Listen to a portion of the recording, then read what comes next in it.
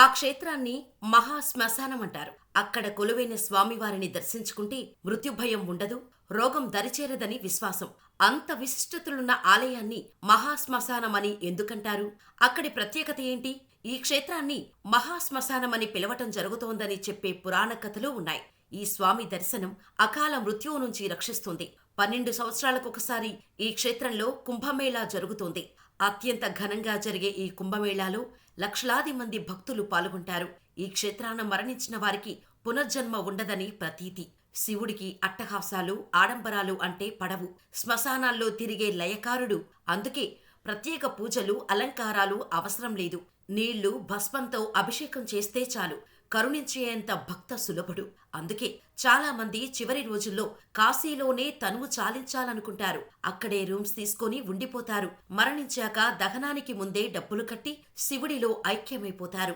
ఇదంతా సరే కాని మరి పూర్తిగా శివుడిలో ఐక్యమైపోవాలంటే ఏం చేయాలి?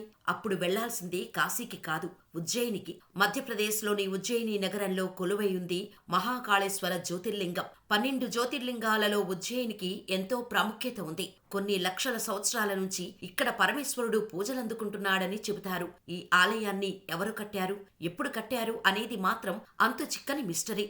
చారిత్రక కథనాల ప్రకారం దీనిని మొదట ప్రజాపిత బ్రహ్మ స్థాపించాడని పురాణాలు చెబుతున్నాయి. మహాకాళ దేవాలయం శాంతి భద్రతల పరిస్థితులను చూసేందుకు 6వ శతాబ్దంలో చండ ప్రద్యోతరాజు యువరాజు కుమారసేనుని నియమించినట్టు ప్రస్తావన ఉంది. బీసీ 4వ-3వ శతాబ్దానికి చెందిన ఉజ్జయిని శివమూర్తిని కలిగిన పంచ్ మార్క్ నాణాలు కూడా లభించాయి. అనేక ప్రాచీన భారతీయ కవిత్వ గ్రంథాలలో కూడా మహాకాళ దేవాలయం పేరు ప్రస్తావనకు వచ్చింది. ఈ ఆలయంలో విగ్రహాన్ని దక్షిణామూర్తి అని కూడా పిలుస్తారు. ఎందుకంటే ఈ శివలింగం ముఖం దక్షిణం వైపు ఉంటుంది. ఈ లక్షణం మరే శివాలయంలో ఉండదు. ఉజ్జయినిలో మొత్తం 3 లింగాలు దర్శనమిస్తాయి. ఈ 3 లింగాలు 3 అంతస్తులలో ప్రతిష్ఠించి ఉంటాయి. మొదటి అంతస్తులో మహాకాళ లింగం, 2వ అంతస్తులో ఓంకార లింగం, 3వ అంతస్తులో నాగచంద్రేశ్వర లింగం కొలువై ఉన్నాయి. ఇక్కడ మహాకాళ లింగానికి తెల్లవారుజామున విశిష్టమైన హారతి ఇస్తారు. అదే భస్మహారతి. ఇది 2 రకాలుగా నిర్వహిస్తారు.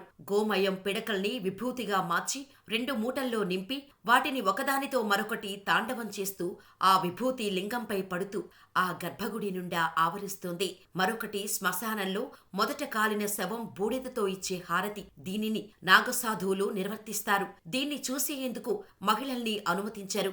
ఈ హారతి సందర్భంగా మోగే భేరీలు, మృదంగ నాదాలు, కమ్ముకునే విభూతి, పంచాక్షరి ధ్వని, భస్మాభిషేకం చేస్తున్నప్పుడు చదివే మంత్రాలు ఇవన్నీ అక్కడున్న వారందరినీ ఓ అలౌకిక ఆధ్యాత్మిక వాతావరణంలోకి తీసుకెళ్లిపోతోంది. ఇక్కడ మరో విశేషమేంటంటే శివుడిలో ఐక్యం కావాలనే కోరిక ఉన్నవారు అందుకోసం ముందే ఏర్పాట్లు చేసుకుంటారు. అక్కడే మరణించాలని, శివైక్యం చెందాలని భావిస్తారు. అలా వారు మరణించిన తర్వాత చితాభస్మాన్ని తీసుకొచ్చి శివుడికి అభిషేకం చేస్తారు. దేవుడిలో పరిపూర్ణంగా ఐక్యం కావాలనే వాంఛ రోజుకి ఒకరికి మాత్రమే నెరవేరుతోంది. ఇక భస్మహారతి చూడాలి అనుకుంటే మాత్రం ముందుగానే ఆన్లైన్లో టికెట్లు బుక్ చేసుకోవాల్సి ఉంటుంది.